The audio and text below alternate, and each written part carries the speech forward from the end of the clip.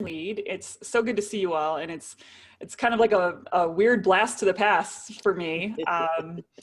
For those of you who have heard of me or met me, I'm the founder of Girls Fight Back, which I started in 2001 and ran until 2013. And in 2013, I sold the company, and it's now still going strong. But I had moved on after that to work with a lot of public leaders, people who were messengers on a mission, and they had something they wanted to share. And I learned on my 12 years on stage with Girls Fight Back that there's a way to do that in a way that can connect with people. And so anyway, that's how I met Yehudit, and we reconnected in the past few years beyond Facebook and have been working together, and it's just been so good to come back from kind of my 7-year hiatus from working in violence against women and coming back. So this was Yehudit's whole idea, this brilliant idea to offer this speaker training, and I was 1,000% on board. And so I'll turn it over to Yehudit if you want to talk more about that. So, one never knows who inspires who, because the first time I heard Erin speak at NWMAF at the special training, I was so inspired. I was scared beyond belief to get up on a stage and speak in front of people, but I was inspired of the idea. And when I decided to take that speaking piece further and get it a little more polished and get it a little more, professional and really do what I got to do, I looked for Erin and I said, hey, I could see she was already doing coaching and stuff, and she has this program called EVOSO. I said, I want to do EVOSO. And I did a dig, and she'll talk about the dig. And I got up in a stage in Denver, Colorado, or in Boulder, Colorado, and I did my talk. And it was terrifying and wonderful, and the process was amazing. And Sarah MacArthur and I were talking, and she was like, oh, I would love to be able to tell my story. So I said, oh, you got to get to know Erin. And so Erin and Sarah did some work together, and Sarah did a different program. And then Sarah and I just were like, this has to happen. Like, this has to happen for the ESD people, because we need people who are willing and able to get up and tell their stories and tell the stories of their students and tell the stories of the movement and share what we're doing for every conference in every place at any time needed. There have to be more of us who can do this. So that was the birth of this brilliant idea. The three of us were all very invested in making sure this will happen. So I am super excited, and honestly, it's up to Erin now. So I'm going to give it back to you, and looking forward to hearing more about what this is going to look like. All right. Well, I will take you a little bit through my journey and how I wanted to talk about how does women's self-defense and public speaking intersect. And so first I want to give you a little bit more background on that and what I learned through my 12 years of running Girls Fight Back, and since then becoming a TED coach and a speaker coach. But then I also want to talk about the program that I've developed for you all to kind of take you through the flow, because I feel like when it comes to public speaking, a lot of people have different ideas about what that is. For me, I don't consider myself so much a coach in public speaking as I do in speaking your truth.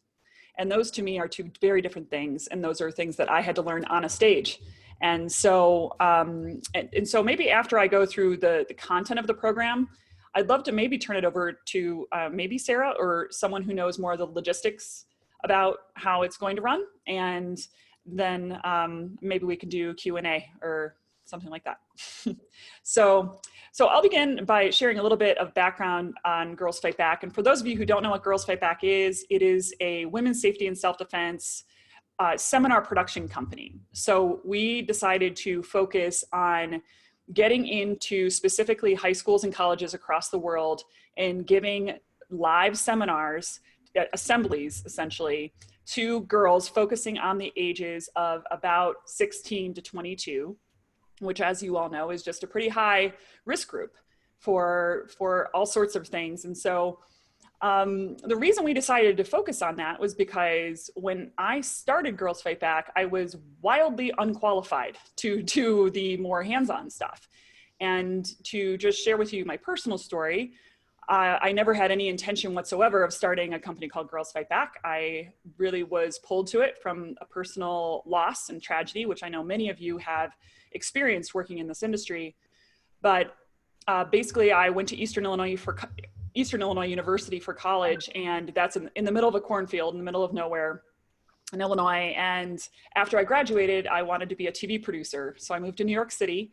And right after I had graduated, it was actually in June of 2001, one of my best friends and sorority sisters named Shannon McNamara was murdered while fighting off an attacker in her apartment at Eastern Illinois University. And so I remember going to the funeral and the wake, but the night before that, I'd flown home to Chicago. And the night before that, I remember having this bonfire with all of our sorority sisters and sitting around this bonfire and just talking about, you know, what's happening to women and how unsafe we felt. And I remember just all of my best friends, and we were all just in our early 20s, some of us still in college, some of us were out of college, but I remember this being a pivotal moment, sitting around this campfire, and every woman started sharing her story of what she was going to do differently as a result of this violent act that had occurred.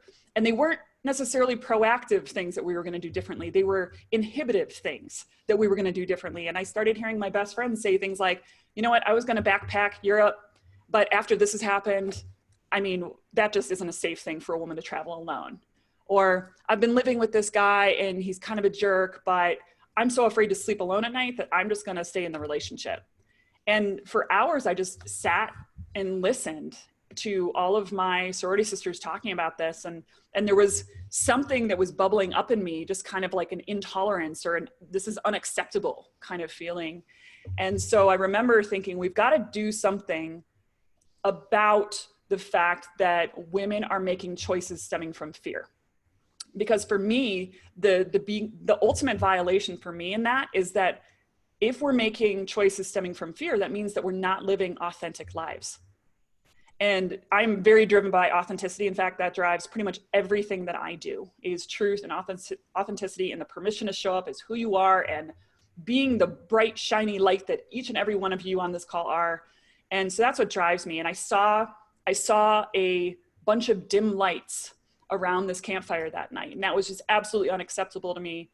And so Shannon's murder, even though it was a horrific situation, it was a home invasion, someone she didn't know in a very tiny corn town.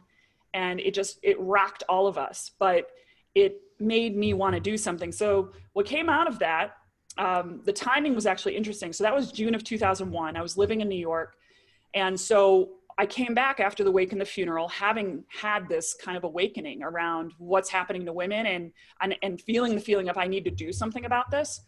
So I come back, I try to go to work. I get fired from my job in a matter of days. I was a train wreck. I mean, I was so emotional. I was not able to focus, you know, and I did not have a compassionate or,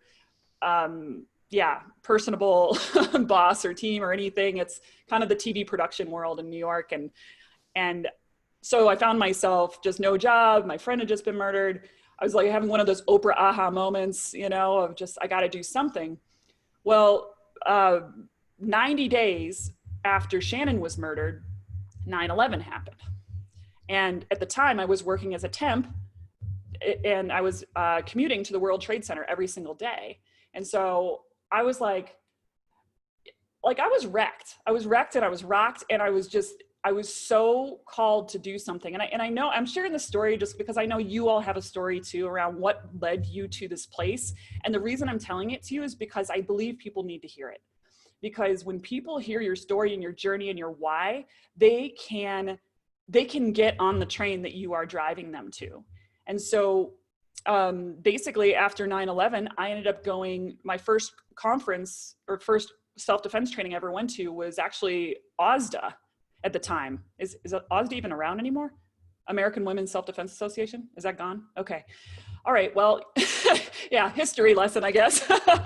So I went to that training camp. It was like a week long, and that's where I got my OSDA certification. And then that just turned into all sorts of other trainings and certifications. And very soon into it, I realized the gift that I can bring to women in sharing about women's safety and self-defense is that, first of all, I was 23 years old. So I was young, and in some ways, like, I didn't know a lot. And so that was a downside, but in other ways, it was kind of what made me super effective in that circle. And I'll also be very transparent in saying, I'm not a martial artist. I don't personally enjoy martial arts. I don't even like fighting. I would cry all the time after our trainings. Like, so I'm not, it's not really my jam. And I think that that reality is actually what made people connect with me. And I mention that because I want you all to know that you're bringing something to this, that you don't have to be the tip-top expert in every single area, but if you have something that makes you connect with a certain demographic of people, own it. And so I owned it as a 23-year-old, basically clueless, inexperienced fighter. And I zeroed in on a target audience that I felt needed to hear my message, which was essentially people like me and my friend Shannon, who was murdered. And we were sorority girls, just living our best life, not thinking that the world is particularly dangerous, and just some choices that we made that could be different and could have different results. And so that's who I focused on. And I put together a program. After I got all this training, I put together a 90-minute Girls Fight Back show. And I call it a show because it is. It's not like what maybe a lot of you do as far as teaching classes. And I want to be very upfront in saying I always knew the limitations of Girls Fight Back being a show. I never claimed that breezing into a school and giving a 90-minute assembly is going to give women the tools to be able to adequately defend themselves. And I was accused of that a lot. That was kind of a hard part of building Girls Fight Back, because I think some people in the community thought, well, who the hell are you to just claim that this is women's self-defense? And it's not. I think what was really maybe some of the most magical parts of Girls Fight Back is that we formed this ridiculously big referral network of people who were local to wherever we were speaking, because the Girls Fight Back show would travel all over the world. And so we'd be in and out in the city in a day. And so we formed all these relationships with local impact chapters and all sorts of other groups, so that we were driving traffic from these speaking engagements to the classes. And I mention that because I feel like that is what Yehudit's vision is for this, that the more of us that know how to effectively go in there and give these shorter, more empowering, exciting, engaging presentations, the more people we can be feeding into the classes where people actually get the hands-on, adrenal stress training, where they can use that in a violent scenario.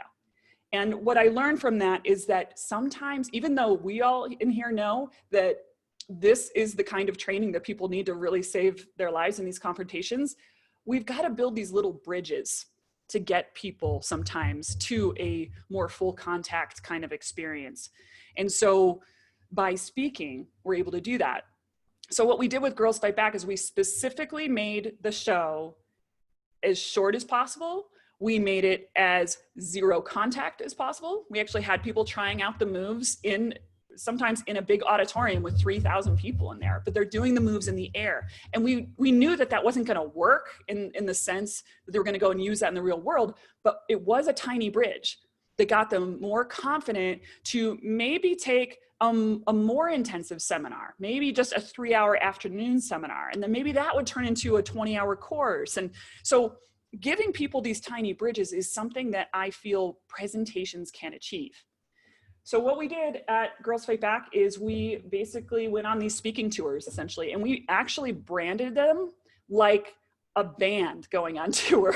We had t-shirts, we had posters, we just did the whole thing like a rock band would do, because one of the things that I'm realizing, or that I realized during those 12 years, was that we've got to make women's self-defense work within people's social structures. And being someone who focused on teen and college women, I basically had the challenge of making it cool. So by making it cool, we spoke their language. By speaking their language, they started to trust us. By trusting us, they were actually engaged in the content. By trusting us, they also were willing to take the next step beyond that content.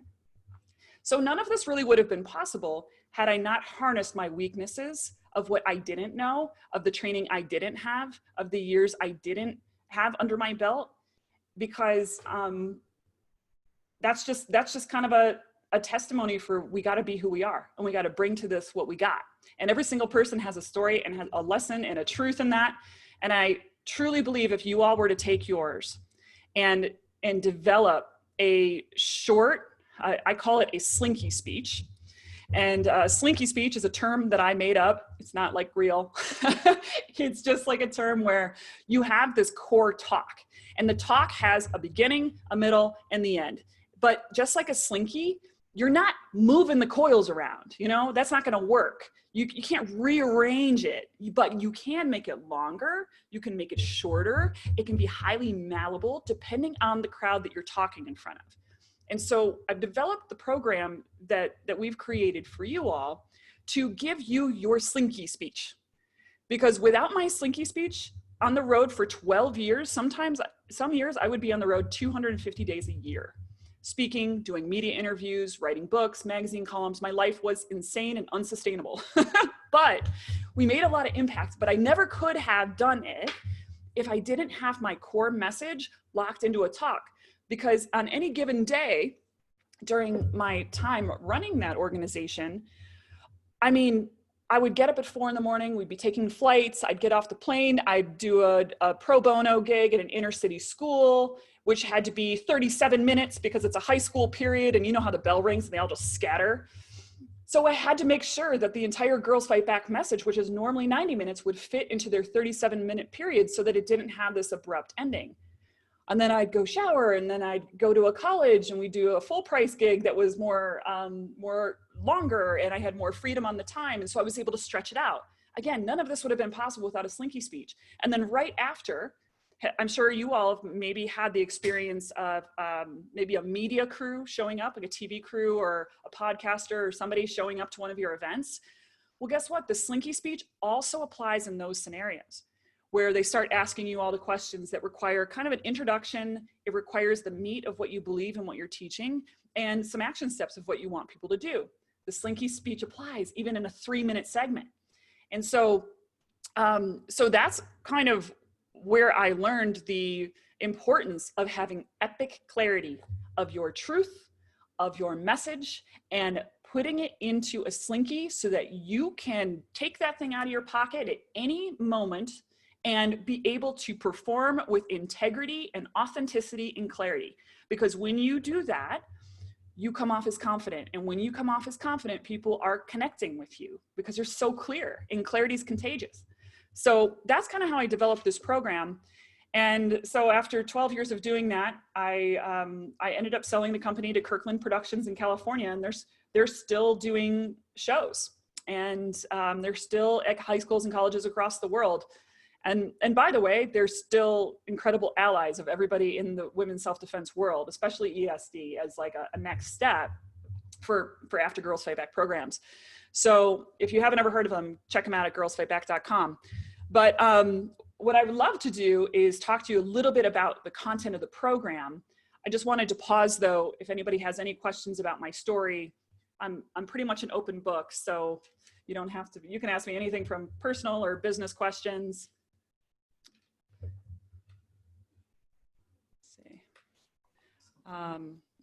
Oh, hi, Lisa. Girls Fight Back is our ESD branch here at Impact LA. Yeah. Yeah, in Impact LA and Girls Fight Back are the perfect example of just incredible partnerships. I mean, you think about this entire issue of keeping women safe. We need so many different pieces of the puzzle to do this. So we got to work together and just keep building those little bridges, and Impact and Girls Fight Back in LA is a perfect example. So I actually think she's stating something a little deeper than that. If I'm not mistaken, Nicole Snell just bought Girls Fight Back from Kirkland. That's right. Yeah. So I believe Nicole is still represented by Kirkland, but yeah, she's running with it, and she is an amazing human being. And I'm just so proud of it. And I also just want to say on that note, one of the things that I've learned about when you have a good message and you have a good story and you are clear about how it's conveyed, ideas and messages are bigger than us. How cool is that? Like, I was able to give that to someone else who has now given it to someone else, and it's still going, and I don't have to do anything. You know, I was able to move on with my life, which I needed to do. And just for personal reasons, mostly. It was a great company. So you mind if I just say a word or two about it? Please. I just want to talk about, because we've been working with Girls Fight Back for years now, when Gina took over from you. And now with this other transition, the organization is the same. We're still working together the same, but we actually have more opportunities because we're working together, you know, like planning more. And Nicole is amazing. She's an amazing teacher. But I just want to encourage people who are doing Impact to really understand that we can work together with ESD programs. We can have our own ESD branches. We're not competing with each other. We're actually working together. And the way that Girls Fight Back and Impact LA are working together is really pretty amazing. It's the way that we go back and forth together, you know. So I'm happy to talk more about it offline, about how that works and the different programs we offer. But I just really want to give a big thumbs up on that. Thank you so much, Lisa. Yeah, you're absolutely right. I will say early on, especially, I met a lot of resistance in doing that. And I think it is because sometimes, especially in the martial arts world, or we get our own system and our own way of teaching, we think that's the only way. And I just, again, going back to those little bridges, we have to like be extending olive branches and getting people tiny baby steps, especially with this kind of stuff, especially with it being so closely linked to trauma. We've got to work together. And on that note, I also feel like even if within your organization, there might be some people that are really great at the more hands-on kind of training stuff, but you might have noticed that there's some people in your organization, in your school, that they are just so personable. They are just so magnetic. They are so good with just like interpersonal stuff. Like, let's train them to be the speakers and then honor the person's gift who it is to get like down and dirty on the mats and let them do that part. It's just kind of like everybody just needs to be in the seat on the bus that is authentic for them. And that's how these big things happen. So even within your org or within your team, or if you know somebody who's not on this call today, who can we be enrolling to be sharing this? That said, I will say, I think everybody can give these kinds of talks. I think every leader should have a Slinky speech, personally, because if you haven't already had the experience of having a media person at a show or at a class, or somebody asks you to be on a panel, or somebody asks you to be on a podcast, if it hasn't already happened, it's probably going to. So let's get you prepared, and let's give you something that you have in your back pocket so you don't ever have to say no or be riddled with self-doubt or just simply be anxious. Because that's no fun at all. So if there's no other questions, I'll move into how I envision the content going. We good on that? Okay. So like I said, Sarah, maybe I'll leave the logistics to you. Is that okay? I'll talk more from okay, cool. So I've learned by speaking to literally millions of people at live events in my 20-year speaking career, I guess now. I've learned that the best talks are, they're the ones that we don't just sit down and write the talk, but we actually craft it from a place of soul. And so my process is a bit unconventional, and I own that completely. This is not a public speaking program that you would find at your local Toastmasters or any other program like that. Those are all phenomenal programs, but they are focusing on the art of public speaking. I will tell you, I mean, I will teach you that. That is part of the program, but it's not my emphasis. My emphasis is on you, your truth, your story, your expertise, and extracting that in such a deeply authentic way that even if you hate the idea of speaking, by the end of this, you'll love the idea of sharing this message. And I have seen that happen over and over again. I mean, I can tell you, I've worked with, hundreds of TED speakers at this point. And a lot of people who give TED Talks, sometimes people think, oh, they're just speaking all the time and whatever. Not so. A lot of researchers, a lot of scientists, a lot of introverts, people that just aren't pulled that way. So once we begin from this more soulful, connected place to their why, it's like, it almost feels like a crime to hold on to it, you know? So we start with something I called the dig, which Yehudit referenced earlier. And the dig is a process that I came up with originally to help these TED speakers. It was right after I let go of Girls Fight Back, and I started working with TED speakers because I was like, I don't know what I want to be when I grow up now. I'm 36, and like that's the only thing I know how to do is be on stage and talk about hard things in front of teenagers. So I was like, how does that translate? So I started working with these TED speakers. Now, the interesting thing about a TED Talk, if you've ever seen these, they are short talks. So they have to take these big messages, these big truths, and they have to whittle it down to about 18 minutes. So that's hard. That's really hard. In fact, for those of you who teach classes, you could probably go and go and go for like these 20-hour courses, but to whittle everything you know and believe down to a very short amount of time, that is no joke. So what I did was I started interviewing these people outside of the context of, hey, we have a speech to give, because people just get really like nervous when that's the intention. But instead, I would tell them, hey, can I just like dig you? And so I'd start asking them all these questions and what they know and believe, and I'm audio recording them. And what I noticed is people started telling me their stories. And a lot of times I'll have people tell me their life story, actually. As I start to hear a life story or even a career progression, or just people taking me through their martial arts journey, what I started to notice was that all these different people I was working with, they had a different theme that kept recurring throughout the entire thing, whether it was their childhood, whether it was their personal stories, whether it was about their partners or their children or their dog. I mean, it was just kept coming back to the same theme. And sometimes they would say it, and sometimes I would feel it, but it just kept coming up. And so I started to realize that I think all of us have one word. And this one word is basically the essence of what we are here to learn, to teach, to walk through this world with a certain lens on. And so this one word is basically the outcome of the dig. The dig is a process where you tell your life story, we find those themes, and we drill it down to one word. This one word then becomes kind of like, it almost becomes the energy bubble that's around you when you're on a stage of any kind. You're talking about women's self-defense, you're talking about safety, you're talking about empowerment, but what you're really talking about is probably something much bigger. And even if you don't exactly name it, they feel it. And so one thing I learned from being on stage for so many years was that, you know, half the battle is what you're saying, but the other half is how you're making the audience feel. What is the energy you're bringing to it? And full disclosure, I am from Boulder, Colorado, and this is where things get crunchy or hippie or whatever you want to call it. I'm a huge believer in energy. Erin, do you mind if I share with them our aha moment? Totally, go for it.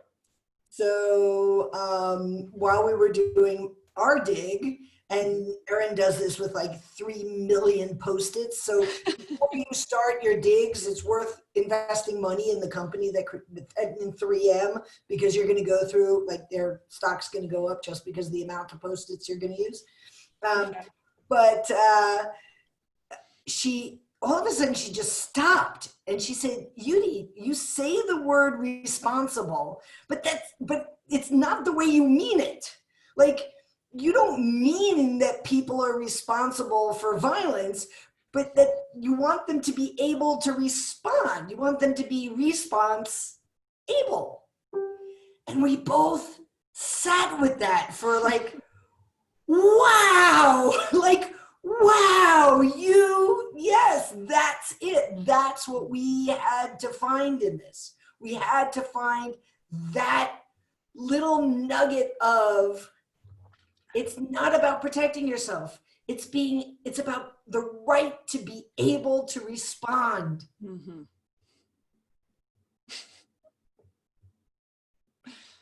My big experience. Yeah. And the beautiful thing about that, Yehudit, was that once we got to that, all of a sudden she had this bigger meaning. She had this bigger thing guiding her, this North Star. I mean, choose your metaphor, but it's like, once we know that thing that's bigger than us or our subject matter, that's something that we can always be getting into alignment with. And so no matter what Yehudit talks about for the rest of her life and her messages, it's going to be about being able to respond. It's going to be about that level of empowerment. And I know that's a big claim to make, that it's going to be that way for the rest of her life, but, and I'm willing to be proven wrong, by the way. I don't need to be right about that. But so far in the 7 or 8 years I've been doing this work, nobody has changed their word. And this applies not only to your professional life and to your message, but also to your personal life too. And a lot of the ways that I get people to their word is by looking not at their successes, but at their struggles.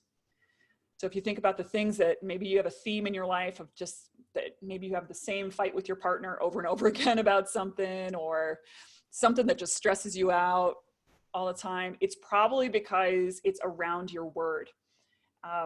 So anyway, that's a great example. Thank you for sharing that, Yehudit, because it's a great example of why we are going to begin the first session with the dig.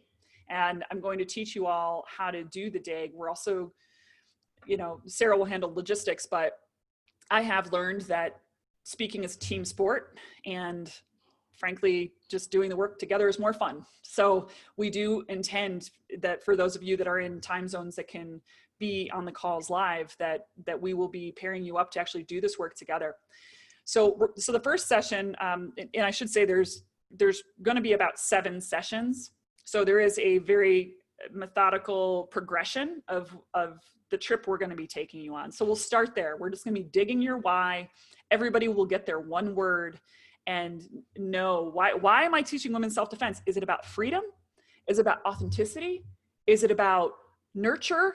Is it about response able? Is it about, Sarah's done a dig with me as well. I don't want to share her word, but would you share it, or would you rather not? You can totally share my word. Okay. The words, you guys, are so sacred to me. Like the fact that people share their life stories with me and they let me see that is just, so I always just like to be really careful. But Sarah's whole word and the way she operates is so beautiful, and her word is flow. And so what I love about this work is that even though you all will be speaking on similar topics as far as subject matter, you're all bringing something completely different as far as your truth to this that is going to connect with different people. And this is so much bigger than who's your demographic and all those measurables that the marketing world uses. This is about, this is about truth. And you're going to pull in the people that are aligned with your truth, because there's universal truths too. So, but we can't align with them until we know what it is. Mm-hmm. And so the first session is going to be about bringing conscious awareness and attention to what our truth is, so that we can be a better messenger and more confident and more clear. Erin, can I just mention something real quick? Sure. Coming to my word flow, I realized that it does bring a very unique perspective if I'm speaking about the self-defense, because even Erin was like, have you ever heard of anybody, speak about it this way? And I thought about it and I said, no, I have not. So it brings that uniqueness. But what I found is that this word is so much part of my essence that in knowing it, I could see it everywhere in my life. And when I was having the hardest struggles, it was because I was actually not in my flow. I was going against the grain of my flow. And so it's really helped me to make decisions. It's helped me just in professional experience, personal experience. So more than just sharing your story, it's a pretty life transformative experience doing the dig. Thank you for that. You're welcome. Yeah. So the dig is basically the foundation for the rest of the program, and everybody gets a word. Don't worry, I've never worked with anybody who didn't have one. It's not like there's a void there for anyone. I'm quite certain of that. So we'll build upon that. Session 2, and I should also say before going on, in addition to the actual live sessions that will be recorded and able for you to review later, or if you couldn't join us for a meeting, it's totally fine. But in addition to this, I'm also going to be giving everybody a license to my online course called Speaker School. And that's basically a digital course with pre-recorded videos, worksheets, interviews with people, swipe files, just pretty much everything that you are going to need to craft your talk, and you have lifetime access to that. So everything that I'm talking you through here is also supported in the online content. So session 2 is going to be about your content discovery. So now that we have our word, then it's going to be, well, what is my story? And what have I been through? And what do I know? And what are my areas of expertise? What are the jokes that I like to tell? What are the interesting quips that I like to share in my classes? We all have those things, right? Like the things that we say in a class and people laugh 100% of the time, or, you know, it's like we want to gather all of that. And I like in session 2, not just to gather from the women's self-defense bucket, but also to gather from just the real world, you know, Hollywood things and personal stories, or something that happened today at the grocery store, because having a very well-rounded approach to how we talk about our topic is great, because it again, those little bridges, it ushers people in who might be more shut down to the subject matter that we're talking about. So that's all about extraction. We're not going to do anything with it in session 2, but I'm going to show you questions, techniques. We're going to interview each other to extract it out of ourselves so that we actually have things to play with. One of the reasons why people struggle sometimes with speeches is because they think, okay, I'm going to sit down on my computer, I'm going to just open up PowerPoint and I'm just going to bullet to death, you know, and oh man, that bums me out, because it's just not the right way to go about it. First, before making an art project, you would need to get all your materials, right? You got to get your paint, you got to get your brushes, you got to get your canvas, you got to get your water, maybe put on a smock. You got to put everything together before you can actually sit down and create. So the content discovery process is very similar to that. I'm going to get all of our material. Then session 3 out of 7 is going to be developing our storyboard. So in session 2, we're basically going to be pulling out the content, but now we're actually going to do something with it in session 3. I'm going to show you how to create a storyboard. And as Yehudit said, I am a sticky note fiend, and I love them, and all of you will be asked to purchase them. And if you live with people, you might want to warn them that there's going to be a lot of sticky notes in your house. But we're going to take them and we're going to put them into a storyboard. And a storyboard is basically, I call them the 5 buckets. It's essentially going to be 5 columns of sticky notes. That is the intro, the conclusion, are bucket 1 and 5, and then buckets 2, 3, and 4 in the middle are going to be your content, your meat. Everybody's going to have a different flow. No speech should be similar. I don't give blueprints and stuff like that. That's offensive to me. But I will give you a format and a framework for building your unique storyboard. The cool thing about the storyboard is that when you're done, you have sticky notes in 5 columns up on a window or on a board, and you can look at that thing, and without even writing a single word on paper or creating a presentation, you could look at that, and most of my clients tell me I could just look at this and talk about it all day long. And it's formatted, and it's framed, and it's placed into logical and well-flowing order. So that storyboard in itself is your slinky speech, basically. It's a slinky speech frame that hasn't been overly developed. But once you get that, freedom. So session 4 is going to be taking that storyboard a step further. That's when we are going to write a script. So script writing is essentially writing out word for word everything that happens in the storyboard. The reason that we do this is not for the sake of memorizing. I don't want anybody in this group to be a robot. I had to learn in my Girls Fight Back days, you all know, like if you get up and you speak to like 1,000 teen girls and you're like all mechanical and saying all the things that you think you're supposed to say, and there's never a blip and there's never a break, they are gonna call you out. They're not gonna listen. They're gonna tune you out. So we gotta be real. So the scripting, it's not about that. It's not about memorizing it and shoving it in your brain after whatever you've written. Scripting is about tying ideas together. Scripting is about writing out what we know and believe in this logical order of the storyboard, but doing so in a way that connects so sweetly. And I'll tell you that for speaking, one of the best places that you can excel is in the transitions. And so we basically take those 5 buckets in our storyboard and we tie them all together very nicely. So that's the script. And then after that, we're going to do slide design. So session 5 is slide design. Now, one of the big mistakes people make is they make the slides first, and then they go back and write the speech. And usually they're missing the whole why process, which is a huge bummer.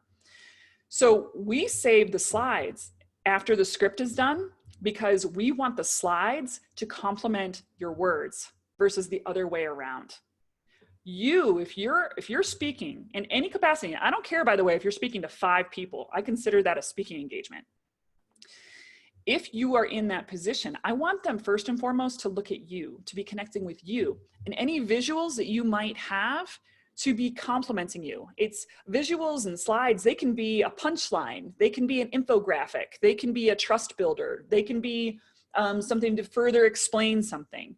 But we're never going to use more than about 5 to 7 words on a slide because we want to create a feeling with those visuals.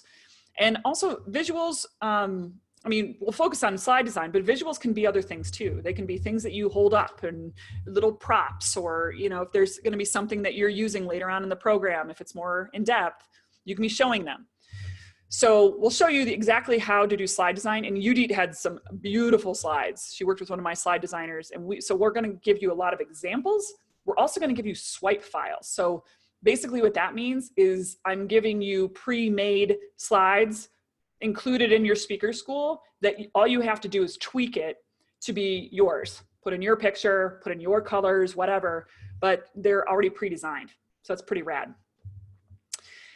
And then session 6 is speech delivery. So at this point, we will ideally, if you're going through the program and doing the work week by week, at this point, it will be time to pull it all together and to now start thinking about delivery, which is what most people think about when they hear public speaking, is the actual delivery part. But as you can see, it's session 6 of 7 for us.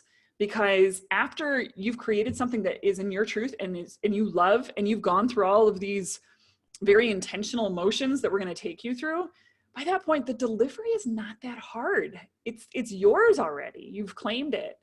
So that said, there's also things that we need to know about how to present. And I will teach you those skills that you will need to know to be clear, how to project voice, how even things like around how do we dress, how do we show up at a conference, things like technology.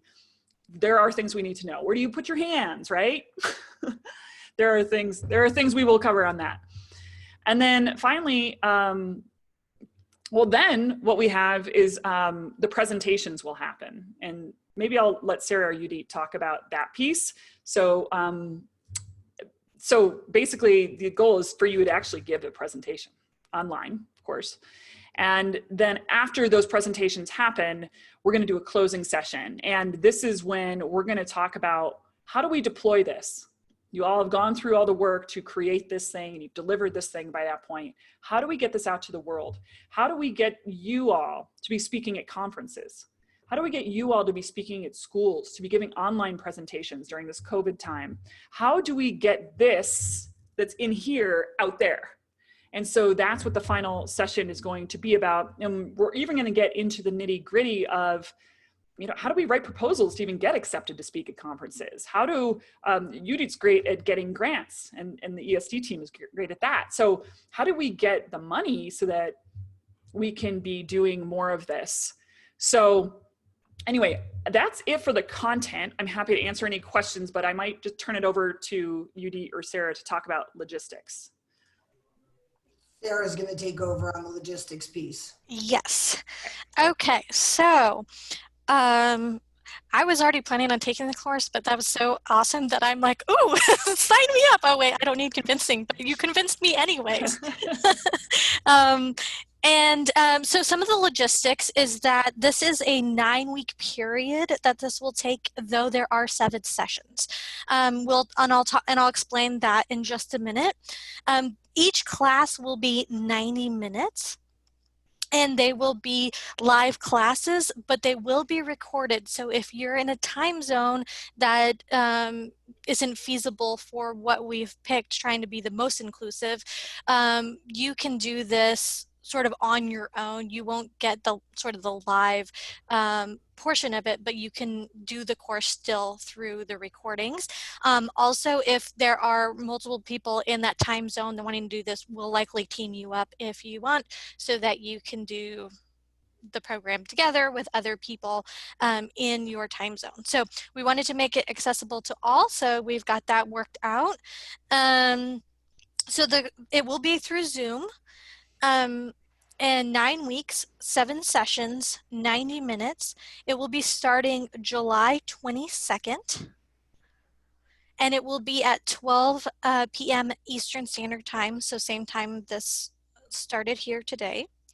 And then what Erin referred to after session 6 was between August 31st and September 11th, we will be having everybody who participates do a either live or recorded, we're still working out some logistics of that, webinar. So that it can be used by ESD Global, El Halev, who is doing a wonderful, amazing thing, opening this up to everybody. And so we want to, and I know that Erin concurs with this, that we want everybody to be able to go through this process and use it right away and do the talk and this and you're speaking, so that you get to practice it, and you're practicing it for a group of people that are like-minded, and it's of benefit to the ESD Global community as a whole. So we're excited about those. Those will be about 40-minute webinars, 45 minutes with a bit of a Q&A. And Yehudit, did you have anything? I'd like to add something to that. One of the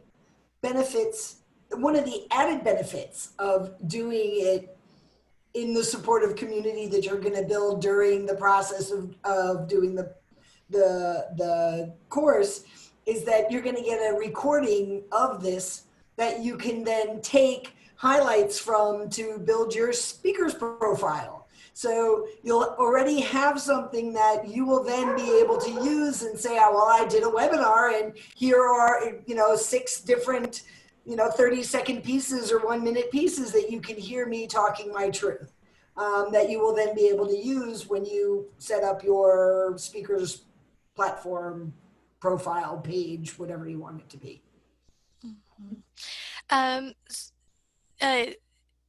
It starts on somebody just asked what day. So it's the dates are July 22nd. It will be every Wednesday, so July 22nd, July 29th, August 5th, August 12th, August 19th, and then we'll have the August 26th, and then we'll have between August 31st and September 11th when the webinars are presented, and then the final session will be September 16th. And this will be coming out with a link to a registration page that will have all of these details. So all of this will be printed somewhere so everybody can go back and look at those dates, but it will be every Wednesday at the same time. And the only deviation is that August 31st through September 11th. going into this, looking at the investment piece of this. So what's really exciting is that Erin, like she said, you will get the Speaker School online, which is a lifetime access and has tons of great references. But what you get is Erin being live on person for each of these calls. It's really awesome. So what we've done is we have set the price at $425 per person for this. ESD Global Level 1 alumni and ESD Global community members will receive a 20% discount. NWMAF, PAWMA, and AWMAI, that's like a whole mouthful, members will receive 15% discount. We'll have payment plans available, and there will be partial scholarships available for those that qualify. So we wanted to make this accessible. Also, we feel it's important that something like this would not cost this little bit of money at all. This is like a huge savings of what a program like this would be available for. So we really wanted to make it so that it's an investment, because you are investing in yourself and your story and the ability to spread it out. Also give a discount for people available, and also make it accessible through partial scholarships and payment plans. So again, we'll have all of this put out so that everybody can have all this information in writing. And we don't quite have the registration page available just yet. We're still working on it behind the scenes. So it will be available this Friday. The ESD Global newsletter will be going out on Friday with a link to the registration page. If you are not signed up to receive the newsletter, I just put that link in the chat box, and so it will be sent by saying it will be sent through the ESD as well. So we'll put it on the Facebook page as well, so there will be plenty of places where this will be put out when the registration opens. We're not taking a limited amount of people, so if everybody on here, including more people, wanted to take it, that will be fine. So it's not like first come, first serve or anything like that. And I will be the person that is answering questions and helping to facilitate. So I will put my email address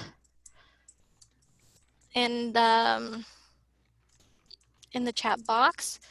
So if you have any questions, feel free to contact me. Also, you can contact me through Facebook or through WhatsApp.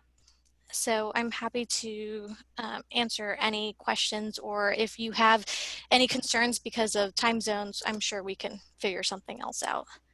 Can I say just a quick thing about money stuff? Yes. All right. One thing that I would invite you all to consider is that this is an additional income stream for your organization.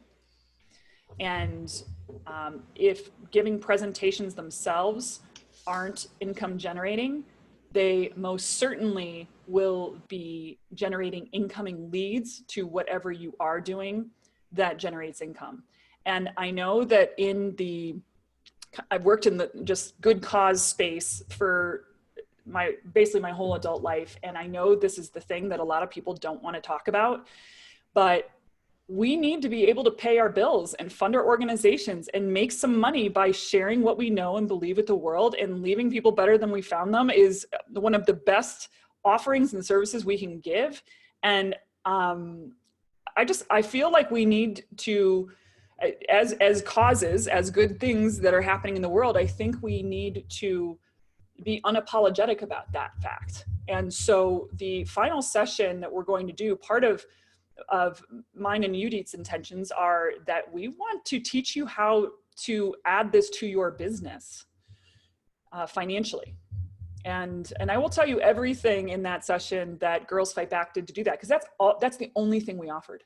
We only offered speaking engagements in different formats, and on a sliding scale. I very much believe in meeting people where they are, but we charged money for our presentations, and that is the only thing we sold.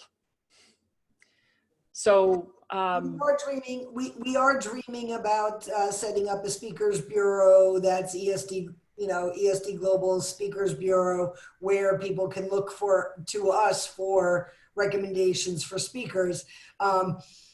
That is a process and one that I will not be leading. So when it happens, I'm going to be very excited to cheer it off and smash the bottle of champagne and get it going. And on that note, everybody who takes this class and graduates, does their presentation, graduates, will be the people that have the opportunity to apply for ESD Global Speakers Bureau when that becomes available. So that's still in the process. A lot of things to work out still there, but when it becomes available, those that have graduated this program will be able to apply. And just for anybody who's not sure what a speakers bureau is, basically what that is a bureau markets all the speakers and is basically the entity that is taking the incoming leads. So for example, with ESD Global, the way I envision it happening is that we'll be adding a link on the ESD Global website, Speakers Bureau, and all the marketing. They're going to be talking about book a speaker. And this could, by the way, can be virtual or in person. So they're essentially going to do the marketing for you. And your work comes into being such a great presenter that all they want to do is book you, and all people give is great feedback. So that's how Speakers Bureau works. And financially, the way it works is that you get paid for that, and the Speakers Bureau takes a percentage. So it's a win-win for everybody. They do the marketing and the business and the invoicing and all that madness, and then you go out there and you rock that stage, and then you collect the check, and you ideally we also build in a funnel strategy so that we are leading them to classes, to resources, to the help that they need, to the hotlines that are going to assist them, to whatever, that you as the speaker becomes that source of connection, that bridge. Hey. And I think we can open it up for any questions. We just have a few minutes left, but happy to answer any questions that anybody has. Wait. Okay, so we have unmuted everyone. So feel free to ask away.